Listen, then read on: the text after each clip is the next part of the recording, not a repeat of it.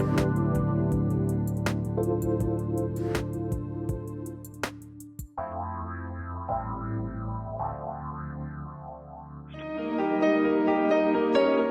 to the Dr. Pat Show. Talk radio to thrive by. Powerful, inspiring, and coming to you live, bringing you stories of people like you and me, busting through and living life full out. Get ready to dare to wonder what your life would be like if you knew you could not fail.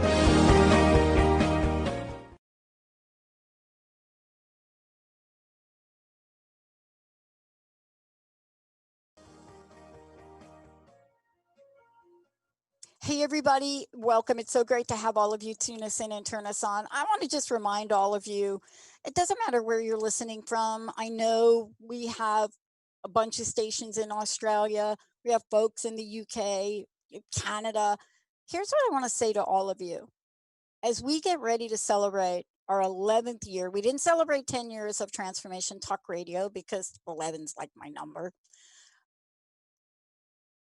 And 16 years of the Dr. Pat Show, we're going to start to do things to remind all of you of how very special you are as an audience.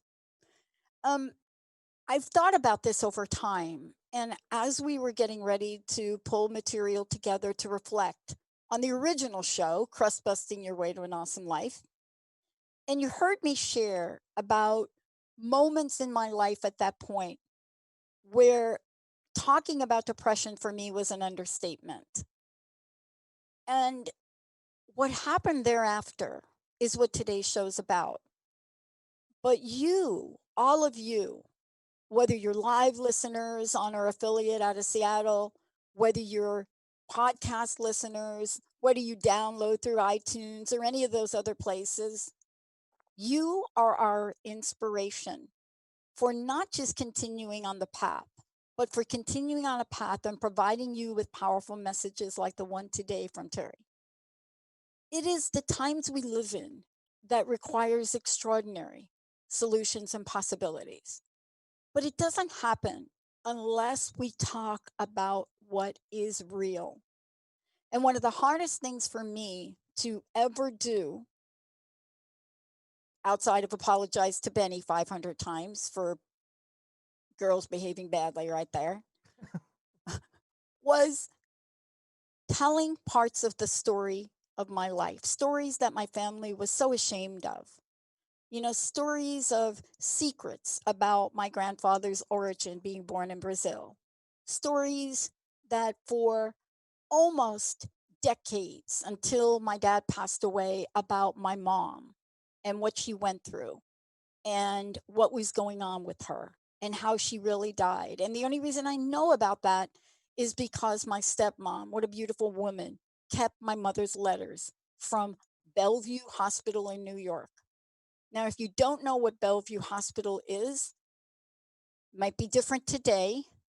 It is the hospital that people get sent when they are mentally or emotionally unstable. But we're living in a time right now where maybe you're 70, maybe you're 7, maybe you're anywhere in between. But there's something that's going on in your life. Maybe you have an addiction and you're afraid to talk about it. Maybe the stigma of what you're experiencing or feeling becomes overwhelming, and the shame just absolutely coats you with a level of low self-esteem. Maybe you wish there was somebody that you could relate to, a story of someone that understands we are humanity. And in humanity, we get to have a dignity. And sometimes that comes from talking about some of the things in our lives that we have literally wanted to keep in a bottle. Well, thanks to Terri Cheney, thanks to the body of work that she has done, not just the effort, the time, the reality, the gut-wrenching, radical honesty, but the messaging that she brings forward in a time in the world where we are not talking a handful of people. And so when I say that what she does is flips mental illness inside out, I want to say inside out, upside down, forward, backwards, and let's shake it up like a little snow globe. This book, follow up to a previous one, maybe, Modern Madness, an owner's manual with Terri Cheney. The deal is this: parents, grandparents, they're watching things happen to their children they've never seen before. They don't quite understand, is this real? They don't know where to go. They know maybe it's a secret we should keep. Today, we are going to turn that jar upside down, and all of us are going to stand tall, keep our heads up high. And I want everyone to know that there is a way now. And the shame that you may feel for yourself, your family, others in your family can be replaced with love and action. Terri is somebody that gets this at a visceral level. New York Times bestseller. You're going to hear a lot more. Been on radio, been on television, successful entertainment attorney, you name it. So the question then comes up, why this? Terri, it's great to have you. Oh, thank you, Pat. What a wonderful introduction. Thank you. So I want to start out with a little short, and I'm going to keep it really short because there's so much that, I would love for you to share. For most of my adult life, and that was a true story. My mom was considered to be sick. And I grew up as a young child around a very loving mom, and I can go in and talk about that in more detail. And what I know now about her journey through her own words and her own letter was that even back then, especially I can only talk about women, when women were in a scenario of discomfort or in a place where their life didn't make sense, you medicated them, hope they would stay quiet, but you didn't help them. Have we, fast forward to where we are now, what kind of progress do you think we're making there? Well, I think it reaches way back. The whole notion of the mad woman in the attic from the 19th century. It is a stereotype that women are somewhat hysterical and you need to medicate them out of it or somehow silence them. I think we've come a tremendous way. Even in the 20 years that I've been doing mental health advocacy, I think we've come so far. We are beginning to talk about it, not enough, but I think the recognition that mental health is physical health and needs to be treated with the same respect and compassion is finally getting across, certainly to young people. And I'm very encouraged by that. I am encouraged by that as well. The mysteries of life put us on, how should I say it, the long and winding road. For example, after my job loss, literally, I had a passion at a very young age to go back to school. And I got to tell you, I couldn't read and write. I mean, I stuttered most of my early years. Oh, my goodness. But I knew at a very young age, and I turned to Linda and I said, I want to get a PhD. I'm 23, right? Barely graduated high school. And Linda just looked at me and said, you would. But it was a curiosity to understand the dynamics of what I was growing up with. Why were things happening? And I want to ask you this. There were things that touched me on the shoulder and still do to this day that catapult me to want to do more. What touched your heart, Terri? What was it where you said, I need to do more about this thing we call mental illness? And then we're going to talk about that. What was that? Sure. I think it happened to me at a very early age. I knew I was different. I believe I've had bipolar disorder all my life. Mm-hmm. And I sort of was an outsider, even though I had this successful cheerleader facade. I always identified with the outsider and felt for them. I had an empathy for that perspective. And it made me, you use the word curious, it made me very curious about what makes us tick. as a person. And my interest in psychology goes way back to even the sixth grade. I started reading Freud, and I just was fascinated by the notion of what is happening in our minds that make us act the way that we do. So it's been a lifelong passion. Here we are today. I work with women in addiction and recovery now. Um, what I see, and of course, I'm not going to talk about much of it today, but what I do see is there's an element that's happening to people where they don't understand why their minds and their brains are working the way they do. Why is it one day they're up and one day they're down? And you have now come forward and you've written so beautifully and brilliantly. Once upon a time, saying the word depressed was such a stigmatized thing to do, even in front of your therapist, psychologist, or psychiatrist. Have we progressed far enough to be able to have a conversation about depression? I think we have. I really do. I think depression is much less stigmatized than it used to be. And Hmm. certainly right now, during COVID-19, I mean, you even have Michelle Obama coming out and saying, I have low grade depression. I think more people than ever before in our history are coming to realize that their mental health is suffering right now. And I think that's brought a different kind of awareness to depression, and to anxiety as well, than we've ever had before. That's my hope. One of the things I was really wanted to talk with you about is, and I want to jump to it for a moment and make sure we cover it, and that is COVID-19. Um, Sure. there's so many things and so many layers to what people are experiencing at many age, right? I mean, I hear Right. from our senior community, and I don't even have the right language, not in psychology, not in humanity, to explain what is happening to people that have pretty much been cut off.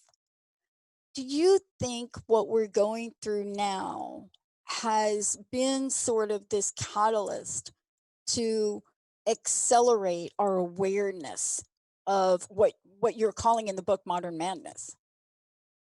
Yes, I do. I think it truly is going to be a different time when we emerge from this craziness that we're in right now. I think people will be more appreciative, uh, as I said, of their mental health and how Mhm. just essential it is to everyday functioning. I don't think we've given it the due that it deserves before. Um, there has been, you talked about secrets earlier, Yeah. and I think the notion of, we're not suffering in silence right now. We're kind of suffering out loud. People are asking, "How are you?" And then they're asking, "How are you really?" During COVID, it's something we all can share and talk about. So I think it is a catalyst. It's a good word for it. Um, I'd like to skip the break for a minute, Terry, because this is such an important conversation. I, Recently, we have heard the term, and I want to say recently. What I mean is recently in more of an open and public way, right? But for people Right. that have gone through life and experience what it means when they hear the words bipolar, of course, it has a personal meaning. We are hearing this more and more and more again, not just by a therapist or by books, but we're hearing it from people as a way to explain the dynamic of what's happening with them. Can you just share with folks that may or may not know that dynamic, what that looks like, not just from your perspective, but you share many stories here and as well as your other books. Sure. Bipolar disorder is a chemical imbalance in the brain that causes extreme swings of mood from very elated and euphoric and reckless to, very, very depressed. People are more familiar with the depressed part than the manic part. But it affects 5.7 million people in the United States, but I know a lot more people seem to be using it these days than maybe are clinically diagnosed. We do seem to have something of a it's a trend in vocabulary to call something bipolar. Yeah. Which is okay with me. A lot of experts don't like that use of the word bipolar, but I just think the more we talk about it, the better, and the more we broach the subject of mental health, however we do it, the better. I agree with you completely because I think we're way beyond, and let's talk about some of the new statistics. I think we're way beyond trying to do things right or correctly. And we have Exactly. to get to the point where we're really speaking to the hearts and the experience of people. And you're Right. right about that. There are some people in my profession that look and they say, "Oh, yeah, dude, don't say that on air." And, it's very real for some people. But let's take a moment, if we could, because there might be folks listening that don't quite understand some of the statistics. I've shared a few of them. For example, I have shared the statistic about online purchase of alcohol now exceeding 600%. And there's a reason I share Wow. that. I know. I Wow. mean, talk about the perfect combination of things, right? Um, Unbelievable. but suicide, we're just not talking about this. I've worked the hotlines, I know what they are. I don't know about where you live, but I will tell you the people I talk to, they are like, we cannot have enough people. What is your sense of what's happening, especially with calls to suicide? And how would you describe this today? Well, I'll tell you, there was an increase of 1,000% in calls to suicide prevention hotlines when the lockdown started. So that Mhm. should just give you an idea of what's going on. There was a suicide epidemic. It was called an epidemic even before COVID-19. The rates are just skyrocketing, particularly among young people. Um, in the world, another person dies by suicide every 40 seconds, which I just can't wrap my head around. So it is more than just individual tragedy. It's become a national and international trauma. Here you and I are, and I want to really get to this point. There's a reason that you and I are having this conversation. And I just wonder, I believe this is your third book. Um, I want to know along the way, when you bring a message like this out, I mean, it's a powerful one, Terry, for sure. There's no question about it for me.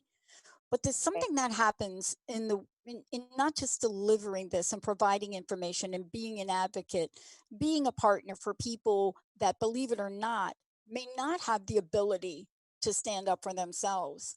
How has this journey since your first book, how has this changed you? And has it changed the direction in your message at all?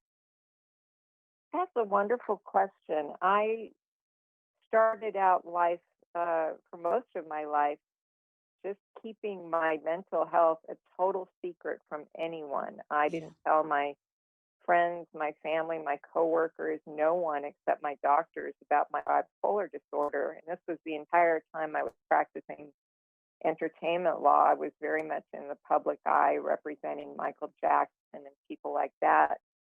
And when it came, when I finally wrote Manic, my first book, I was terrified about coming out of the closet.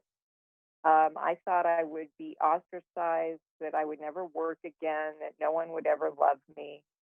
And I even, at one point, the night before my book was supposed to come out, I thought of calling my editor and just, calling the whole thing off if we could. But when it came out and it hit the bestseller list, I was inundated by messages of support and compassion and just congratulations from all over the world. It was amazing. And that has resulted in me being able to tell people in my life that I'm bipolar and that I'm having a difficult time some days. So it's been an extraordinary journey and one that I never in a million years would have expected would happen to me. As we continue this, and I was saying to you earlier, I read your book and I really did get stuck on one of the questions in the book. I think it was in the part where you talk about the mind body connection. And as I was reading through the book, I was really stuck on this question that you ask. And it is whoever came up with the term mental illness. And I thought, it's such a given, right? That we don't stop to say, like, where'd that come from? And I just thought, wow, I'm with you. I'd like to meet him and smack him around myself. Absolutely. I mean, Robin Williams had a great contribution to that. He said, mental illness is in the brain, and the brain is just a 3.5-pound organ, like any other organ, like your liver or your pancreas. And you wouldn't tell someone who was suffering from a malfunctioning liver to just, snap out of it, make lemonade out of lemons. You wouldn't tell Stephen Hawking to just, get up out of that wheelchair and walk around. I mean, the stigma about mental illness just mystifies me because it truly is a dysfunction of an organ. So I don't understand it. And by the way, those words, right, when you say them, left all alone to float around out there, right? Whatever Right. that means, float around out there. That means whether you see it in a Facebook post or you see it as somebody or hear it as somebody talking with you, these are loaded words. Yeah. And at some point, have you found in your experience and people you speak with, have you found sort of this self-fulfilling prophecy, right? I mean, this was a guy that did a study about the self-fulfilling prophecy in kids. And so what that means is if you sort of have this idea and belief in a certain way about something, right? Then you Right. actually demonstrate that you are it. And then the consequence of that paradoxically is you say, see, I told you. What I want to ask you about is this is something that either causes someone to stay in a place of despair or with the right help or reading your book can latch on to hope and into action. What have you seen people do? And there's so many stories in your book, but what have you seen in this way to help people bust through the stigma of things and realize that they Well, have an action on their own they can take? there are actually studies about that, about how does stigma maybe push some people into, retreating and hiding out from the world, and it pushes other people into fighting it and becoming advocates. It's very interesting. Um, I think one of the things that we really have to look at and deal with is self-stigma, which is what I call bad bedtime stories that we tell ourselves about, I'm just not good enough. I failed at this. I wasn't productive today. Those things you say before you fall asleep about yourself that really uh, don't help and don't contribute to your mental health. Um, that is as big a thing we need to fight as public stigma because it really can make a tremendous difference if you believe that mental health is physical. You will look at yourself in a different way. I found when I got my bipolar diagnosis, my life suddenly made sense to me. I could understand all those periods of hiding out in bed to, only to be followed by periods of great productivity and elation that never made sense to me before.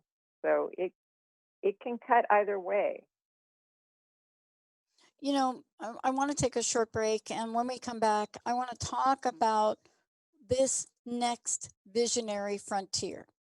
This Okay. place where, as you're talking about everything, including relationships and what to do, you also have an amazing aspect of this that I love: troubleshooting.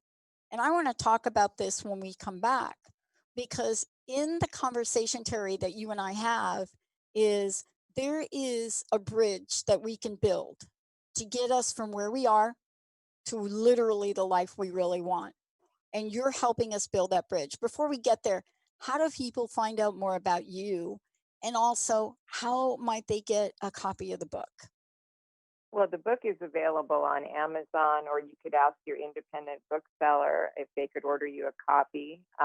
My website is my name, Terri Cheney, TerriCheney.com, and I have my email there if you need to get in touch with me. So that's how people can get either the book or me. So much to touch upon when we come back. Everything, including the suicide rates of the LGBTQIA community, and talk about what happens to people from all walks of life, what that means, what can be done about it. When we come back, we'll be talking with Terri about Modern Madness. That's the book we're talking about today. And I also want you all to know, please, you can give us a shout at 1-800-930-2819. If you don't want to come on air, please give Benny your question and we'll get it on here for my very special guest today, Terri Cheney. When we come back, one of the things we'll talk about is, what can we do? Because there is hope in action. We'll take a short break, everybody. Benny, we'll be right back.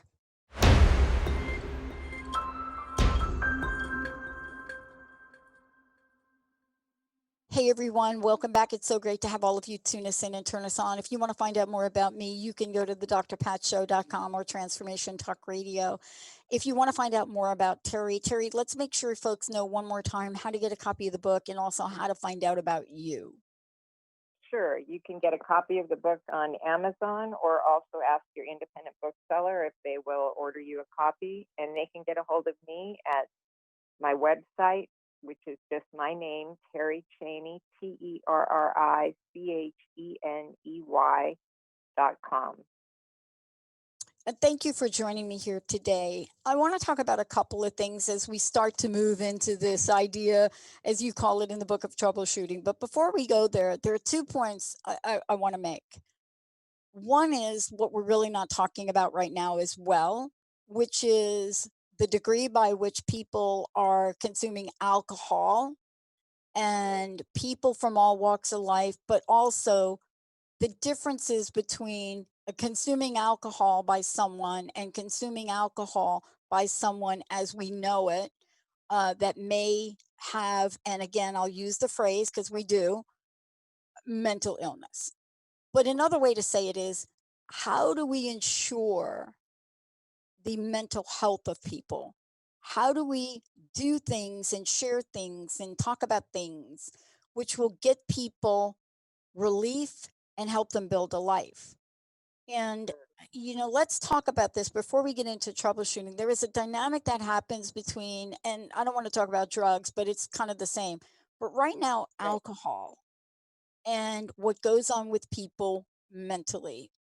Let's talk about that for a minute, because it's not a perfect storm. It is a formula for disaster, in my opinion. It is, I'm so glad you brought that up. It is really one of the most important lessons that I learned on my journey, was that if you drink alcohol, your psychiatric meds are not going to work, because alcohol is a depressant. You're giving, and the same thing with street drugs, but particularly alcohol, you're giving your brain mixed messages. If you're trying to combine a depressant like alcohol with antidepressant pills, it just doesn't work. And I used to think that was just a suggestion that you shouldn't take the pills with alcohol, but it is an absolute, in my book, an absolute rule if you want to feel better. I didn't start really getting sane until I stopped drinking, and that was over 21 years ago. So it's a really bad combination, mental illness and substance abuse. They call it a dual diagnosis, Yeah. and there really is not enough attention paid to it, because that's where the problems really, really live, in that combination of untreated mental illness and substance abuse. It is worse than a perfect storm, as you said. It is a certainty that there's going to be trouble. I want to ask you this question as we go into talking about troubleshooting. Um, uh, Mhm. what I find is, and my heart really cries out, and I want to just talk about parents for a minute. And just to be clear, not everybody we're talking about is a teen, a child, or a young person. So I just really need to be Right. clear about this. A lot of times, especially right now, when we're talking about the modern day and age, we do focus on our youth, our folks that are in that range of 21 or under. We do focus on that. But this is something that knows no age boundary. And I don't think Or people race, realize or that, right? right, no, or race, or gender, or No. nationality. No, this is across the board. I want to talk with you about this idea of troubleshooting because you could have called this part of the book anything. I love that you called it this, by the way, Terry. Really do. I mean, Thank like, you. I let's love it get too. down and get some stuff done here, right? Um, Right. there are a lot of things here. What do you find are number one? What are your top three things that people absolutely should know, but perhaps are really not talked about very often? What have you found in this Well, troubleshooting aspect? I have a new cause, I'm calling it, which is five little words. If you're dealing with someone who's struggling with mental illness, or maybe you're quarantined with someone who's going through a rough time like never before, there are five little words. Just sit them down, and instead of giving them advice or telling them to, just snap out of it, say, "Tell me where it hurts." "Tell me Mm, where it hurts" is an amazing discovery of mine, that if you just let them talk about the darkness inside them, some of it will come out into the light and hopefully dissipate. And they will feel, instead of feeling judged and guilty about not being able to take your well meaning advice, um, they will feel listened to and loved, and realize that the world is not devoid of all sympathy. And that's a world someone can want to live in. So it makes a tremendous difference. I've seen it happen over and over again. Tell me where it hurts. mm. That's my number one favorite cause right now. I love that you're doing that because we were talking about this during a break a minute. I love that you asked that question. And also, there is a message for the person that question. And this is really, also part of what you talk about in the book is people Yes, may say some things to you that may affect you personally. right. They may talk about you. They may say really what hurts. How do we help those people that ask that question receive what's being said? It can be difficult to just say, "Tell me where it hurts," and then sit back and listen. First of all, it goes against all our ingrained impulses to try to fix the problem. Particularly, I don't want to overgeneralize here, but Right. particularly for men, it can be very difficult. And what you may hear may be bleak, and it may be dark, because a depressed person's view of the world is going to be rather bleak. Um, but you have to remember, you're doing this as an act of love, and you're doing this as a weapon against something that could kill your loved one. You have to always remember those statistics.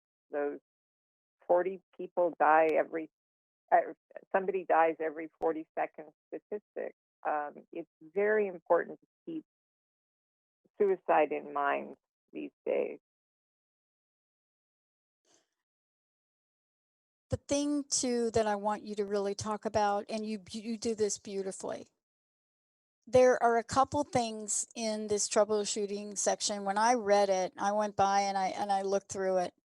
And I thought, wow, she is really letting a genie out of the bottle here, right? And I went through some of this and you can almost see, you can almost recognize. But the other thing is, you share these beautiful stories, these examples, right? You share Right, stories about people singing, you share stories about impulsivity, right? You share right. stories about the web obsession. And these are the things that this is really a guidebook, Terry, because when folks read this, they will be looking through a new lens. Was that your intention? And let's talk about some of these new lens changers.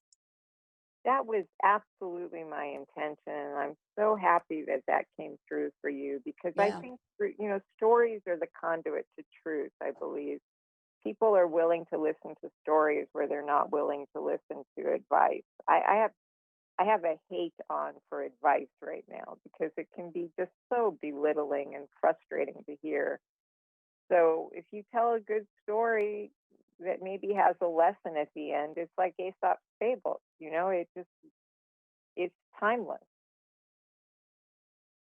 And some of the things that I recommend, most particularly right now, I am on my own quest to develop self compassion. I think that's something that is really lacking in our society, and certainly for people with mental health problems, is just to have some recognition that what you're going through is really hard objectively, and you're allowed to feel bad, and you're allowed to have somebody else worry about you. And knowing that you're worth it can really make all the difference.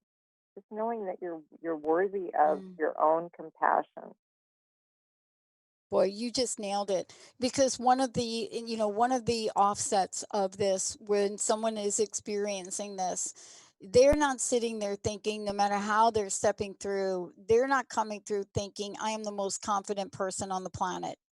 No, I've got this. I am the one that's got all the answers. They may look like that on the outside, but that is not the case. And, you're talking about compassion in the three levels: emotionally, spiritually, and, sort of in the physical realm. Um, absolutely.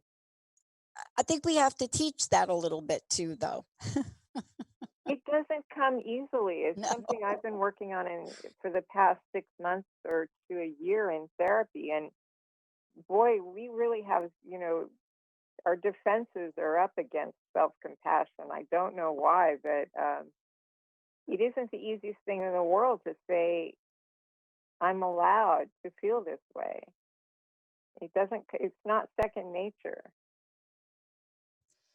Look, there's a couple things in here I snapped to and realized immediately. I want to get to the book, the part in the book where you talk about the world in an uproar noise. It's what it's Yeah. called, the world in an uproar noise. Now, look, how many times have you heard, maybe, or I've heard, or other people have heard, or we've heard other people say to other people, I don't know why you just can't snap out of it. I don't know why you just can't behave the way you're supposed to behave. I don't know why you can't clean your room. I don't know why I find, potato chips in your clothes. I mean, this is usually you're laughing because, right, I'm right, right? It's so true. Right? Yes, Right? absolutely. Yeah. It's like the mom that goes over the kid's house and goes to use the bathroom, has no toilet paper Right. in the bathroom. Of course. And the question is, you got to be kidding me. How did you not have toilet paper in the bathroom? Without understanding that the child, teenager, whatever it is actually, this is a real story. The person's like 30. The person has a Oh, my. methodology and has whatever that is. We call them phobias, whatever you want to call it. But there's a certain way of being for people. And this particular way of being is, yeah, I bring my toilet paper in when I need it and I take it out. Right. Exactly. We are all we all have our programming after a certain age, I think, and there needs to be respect for that. Yeah. Except when it devolves into, really being dangerous for someone, like using alcohol or drugs. I Right. mean, and I think the programming needs to be interrupted. Right. And I want to talk about that for a minute. One of the things that, we could talk about something like this and certainly go through the book. And, people will need to read the book to understand that we're talking about not just troubleshooting, but we're talking about now, wow, okay, now we're on track. How do we stay on track? One of the things that we hear over and over again, and by the way, Terry, it's played out in our pop culture, it's played out in our movies quite a bit, where all of a sudden you see somebody change and in your view positively change, but they can't maintain it. There have been so many movies written about, well, all you need to do is be able to grow a plant, all you need to do, you name it, there's that thing, only to get to the place in the movie where oopsie they couldn't do it. You cover Right. this in maintenance. I would love for you to talk about not only how important this is, but how often this is left undiscovered by both people that are walking this walk and people that are in their lives. Well, maintenance of mental health is going to involve being really accepting of your diagnosis in the first place, acknowledging it as a part of your programming, as we discussed earlier. And when you do that, it's much easier to adhere to your doctor's recommendations. Um, I get very frustrated with the stereotype go off their meds because they're feeling so good. I know it happens, but what people don't understand is it's really hard to be on a lot of these psychiatric Yep. medications. It can cause side effects. It's expensive. It's very difficult to keep track of them because there's usually more than one. And it's rather heroic. People who are on psychiatric medication, faithfully, I have great admiration for them because Mhm. they're fighting a battle that most people don't understand. As we talk about this, and of course this is, the journey that you have so courageously said yes to. And what I mean by that, Terry, is not just a journey of sharing this, but it's also to become an advocate to help all of us understand and to be able to do the things we need to do. I want to ask you this question. As you look ahead, and I know these books get written, whenever they get written, right? Like what, a year ago, whenever. But as you Right. are where you're sitting now, what will be the next message from you? What have you learned from moving to where we are today in the world? What you included in this book, and what a message might be that may or may not be in this book? It's very interesting you asked that because I have been looking towards the future lately, and I am feeling compelled to write about the dual diagnosis Yep. because I don't think it's there are a lot of stories about recovery, or I was an alcoholic and then I got better, but combining it with mental illness is a kaleidoscope of problems and perspectives, and I think it really does need to be out there what that journey is like. Um, I mean, you would not believe how far from grace I fell, um, just because of alcohol and the Yep. combination with my bipolar disorder. It's shocking to me, and I think it will be shocking to other people. So that's what I'd like to address next, I think. I would encourage you to do it. You have my full support because, Thank I you. mean, I'm familiar with this as well. Especially, let's talk about some of the nuances of what that means. So, when we're talking about dual diagnosis, for those of you out there, many of you are not familiar, maybe, what it means to enter recovery or to really do something about your addiction, whether it's drug, alcohol, or anything else. But this idea of dual diagnosis means that, yeah, there's this addiction that's going on here, but then there's this other thing going on here, right? Right. And it affects you emotionally, perhaps psychologically, chemically, imbalance, all of the above. And when you put those two together, by themselves, Terri, they're enough. They're enough. They're Yes, enough. But when you put them together, it's they hard to explode. describe the impact. Yes, and so often the addiction to whatever, whether it's food or, whatever thing that you don't want to be addicted to, spending, it arises as an attempt to self-medicate because of your mental illness, because of your depression or your anxiety, whatever you're going through. And unfortunately, it just makes it worse because you get into trouble and then you have to deal with that on top of dealing with your mental health. So it really becomes this very complicated picture. And the problem is, most people don't get treated for both. They'll go into let's say they go to Betty Ford and they get treated for alcoholism, but the underlying mental illness remains untreated. And it's just so essential to have both addressed at the same time. And I believe me, I encourage you. I mean, there's also the conversation that needs to be had about what happens if you're in one of these other programs, whether it is a 12 Right. step program or not. And there is a conversation that happens in those programs where, some people don't understand the dual aspect of this. And there are some of Oh these boy. guidelines, right? You know what I mean? And there's these rules and these Yeah. guidelines like, no, you can't take any medication. Seriously? Can't take medication Y- if you want to be sober. How many times did I hear that in my journey? uh, uh, And it's uh, absurd. If you look at the AA literature, it completely contradicts that. As long as you're taking medications under a doctor's supervision and That's according to correct. his directions, you can maintain your sobriety. And I'm proof of that for 21 years. And I feel very strongly about it, as you can tell.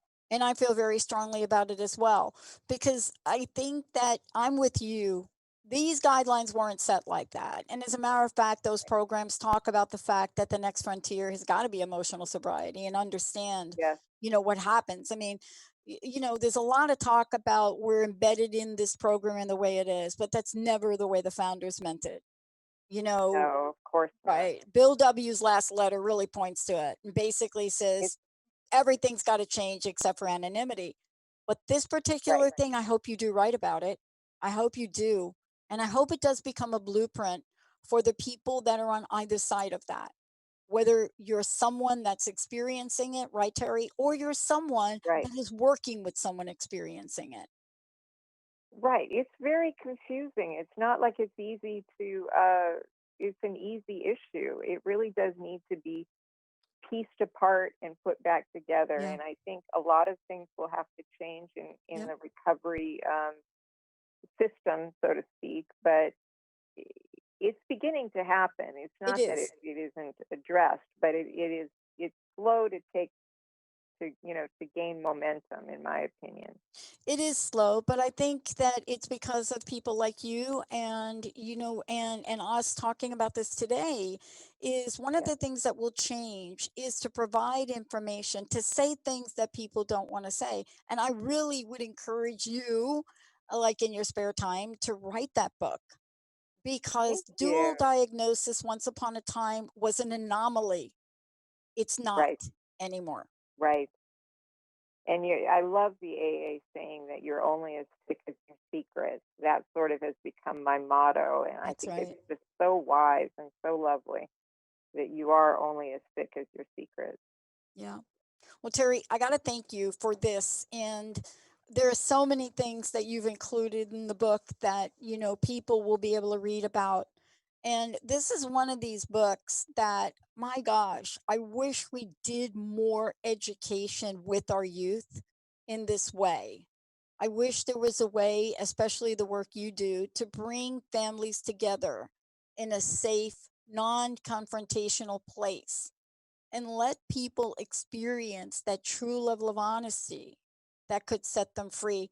Please give out your website again. Let folks know how they can find out more about you. And I would love to know your personal message for us today. Thank you. My website is my name, Terri Cheney, Terricheney, Cheney.com. And I think my personal message to people would be that hiding a secret is worse than the secret itself. 99.9 times out of 100, hiding a secret is going to be worse than what you're actually hiding. So trust in other people and trust in yourself to have some compassion for what you're going through, because these are not easy times. We won't emerge from these times unchanged, and I believe that's grounds for hope. Wow. I look forward to what your next passion, purpose, and message will be, Terri. I want to thank you so much for taking on a conversation that very few are willing to have. And I also want to thank you for being open about your story and your journey.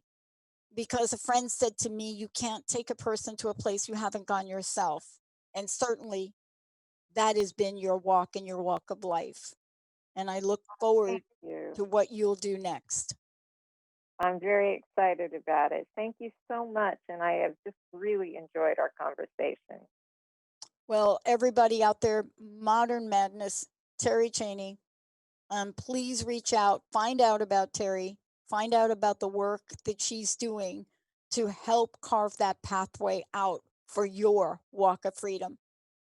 Thank you, everybody, for tuning us in and turning us on. If you want to find out more about me, please go ahead and go to the drpatshow.com or go to transformationtalkradio.com.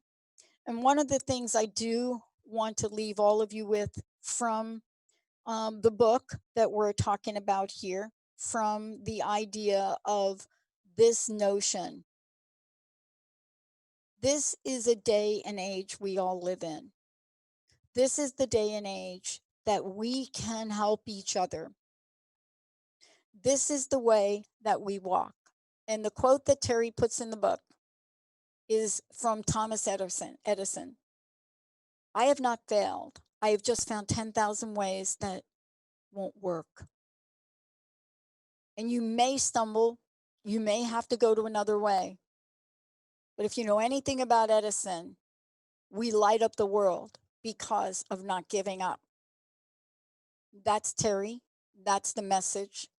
That's the lesson. And please remember, we are talking to another human being. We are watching another human being. They have a heart, they have a soul, and they need your help, love, and compassion. What you say or what you do might, it just might, save a soft heart. Thank you all. We'll see you next time.